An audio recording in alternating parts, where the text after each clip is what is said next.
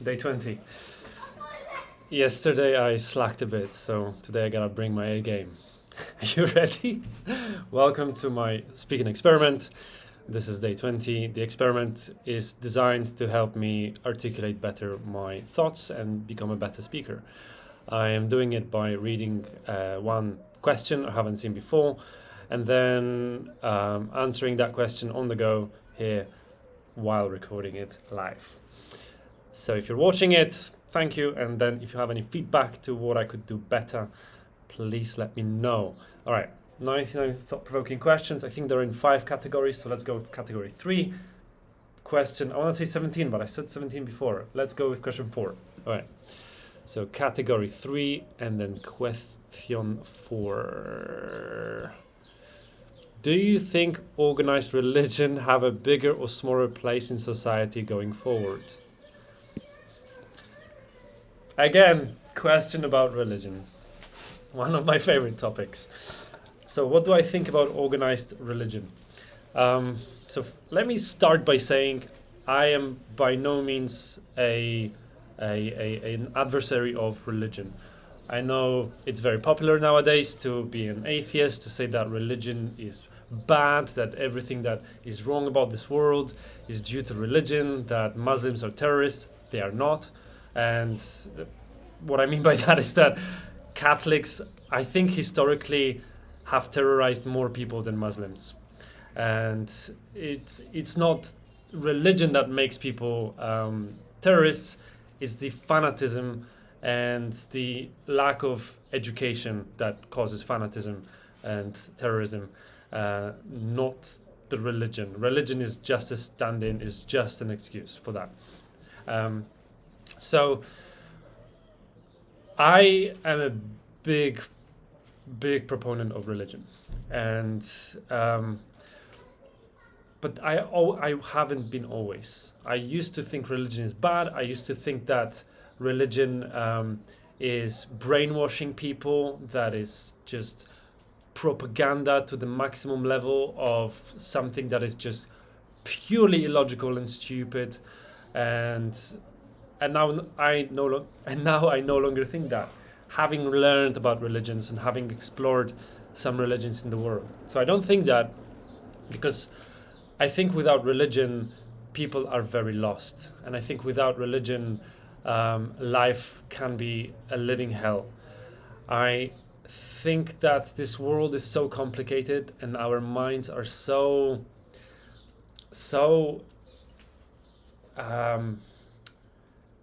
are made to question and to analyze and to think about all of it to such an extent that if you don't have some sort of guidebook, if you don't have some sort of structure to what you should think and how you should orient yourself towards the world, then your mind is going to make life miserable for you.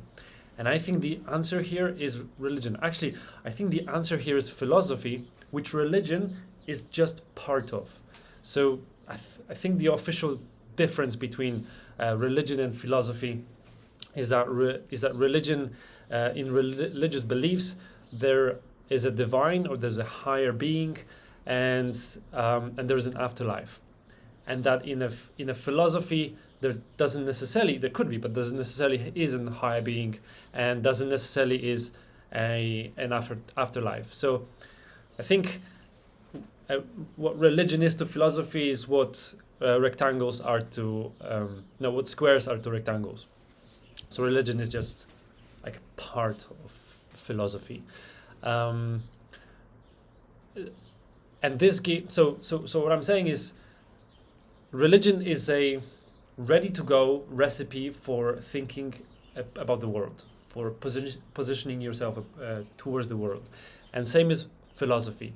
Religion might be a more cohesive philosophy where you get answers to most of the existential questions that you might want to answer throughout your life, to avoid being lost and avoid just losing your mind. So questions such as what happens after death, what it means to be a good person, what should I do every single day to feel good about myself, to feel good about my existence. So for example, Christianity answers that question by saying you should not be a sinner. So you should avoid doing bad. How do you know what's bad? Well, you read the Bible and the Bible tells you. Okay, why does it tell you? Well, because Jesus laid all the framework, all the groundwork for what it means to be a good person. And then if you do those things, then follow all the rituals, depending on the schism of Christianity. If you go to the church, if you pray, if you do your rosemary, then you secure your place in heaven, which means your existential crisis related to the fear of death is solved. Because if you die, you go to a better place, provided that you follow the recipe, follow the structure laid by this particular religion.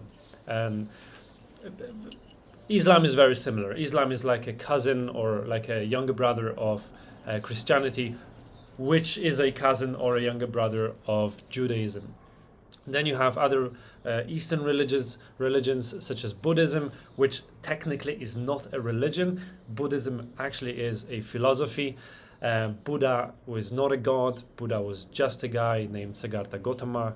He was a prince living 2,500 years ago, and he was very concerned with the suffering, with the notion of suffering of individuals, and he realized that life is suffering. You cannot detach one from another, and suffering comes from our desires. So as long as you desire something, it could be positive or it could be desiring for a negative not to happen, your mind is going to go in a vicious circles, and you're going to be in the loop called karma. So the Buddhism, what he created was a framework of how to get out of that vicious cycle of always wanting to desire something. It's called the Eightfold Path, and it's literally a recipe for how to feel good about your existence. And that's what Buddhism is. And then you've got Jainism, you've got Sikhism, you've got Zarathustranism, which are all kind of similar. They all kind of talk about essentially every single religion, every single philosophy talks about how you should live the good life, how you should behave as a person. And I think that's good, because if you don't have the ready to go structures, you gotta figure them out yourself, and that could be a long, difficult and strenuous process. And I think if you have religion that just gives it to you all in one go, then you don't really have to go through this whole existential process of growth that some people might not want to do. Some people might not want to have time for that and might not be high in their values. If you are a person who likes to seek, who likes to go on the journey yourself, I am kind of that type of person, then, well, you're like me, you're a drifter. You check out Christianity, see what it does. You check out Islam. I was never Muslim, but I was interested in what Islam has to offer and what do they actually say. And to be honest, it's not about religion at all. You check out Jainism, you check out Buddhism, you check out Zen, and then you kind of make your own decisions of what you should think about the world based on that search. So what I'm doing now is kind of like Pi from Life of Pi, which is just taking some elements from every religion that fit me and my values, that help me create a map of the world that then helps me navigate and keep the existential angst at bay. So organized religion gives that, plus it gives us the sense of community, which is, I am now part of something bigger. My egotistical need for making my life better is put aside, because it's widened to my communal need to make other people's lives better and be part of something bigger and not just part of one thing, as I am now, as our culture is kind of pushing us towards. If you notice, in the West, we now have a culture of individualism, a culture of high egocentrism, a culture of narcissism, which is the opposite of, for example, the Oriental cultures of community and being part of something bigger than yourself. So that's what organized religion also provides, is I come into this ideology. I get the recipe, the plan for life, for thinking, and then I also get other people who think the same way, who want the same things, and I can work with them. I can grow alongside of them, and that's very important. Being part of community is one of the most important thing for a healthy, happy human life. So I think I answered that question. What the question is exactly? Do you think organized religion have a bigger or smaller place in society? So I think the organized religion will neither have a bigger or smaller part in the life of society. I think it will have the same as it always has. I don't think there's ever been a point where religion had a bigger or smaller hold. I'm talking about society, global society as a whole. Of course, there were moments when we were more religious, for example, the Middle Ages. There were moments when we were less religious, for example, the Enlightenment. For example, now. And although I think statistically now people are more religious than ever, but this comes from the fact that there are more people than ever now. So I think this goes up and down in this fluctuates, and I think religion is such a big part of humans, our life, what it means to be human, our prefrontal cortex, that seeks meaning, seeks answers, that it will never go away. Religion always will be with us. One will fade away or will change into something different, another will appear. It's just natural cycle of humanity. Look at, for example, at the book of the Church of Latter-day Saints, the Mormons. That's a brand new religion started by Joseph Smith about 200 years ago, and it's now growing very strong, and probably will be bigger, then will be smaller. Some other person, some other Messiah is going to start a new religion at some point. Maybe it's happening even now. Who knows? Even Christianity started with a cult that Jesus started. By the way, every single religion there is started as a cult from one charismatic leader. That's an insane fact, insane thing about theology.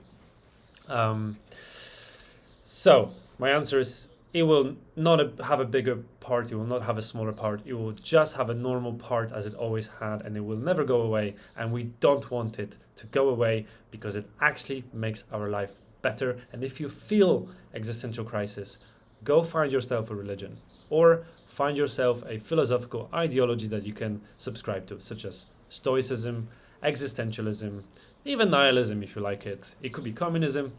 By the way, communism is a philosophical ideology, and any other. Right now people get very into liberalism and conservatism. They are philosophical ideologies, but they also have a little bit different aspect because they are connected more with people's personality. Some people need growth and moving forward, and some people need to maintain and keep the stability together. And that's a very important thing for human society to be healthy, because if we all go forward, it all collapses into chaos, into anarchy. But if we all keep everything the same, then nothing changes and we collapse from stagnation. So it's important that we have liberals and conservatives in equal measure. And of course it fluctuates. The world was liberal for a long time recently, and now it's turning conservative again. It's a trend happening for the last 10, 20 years.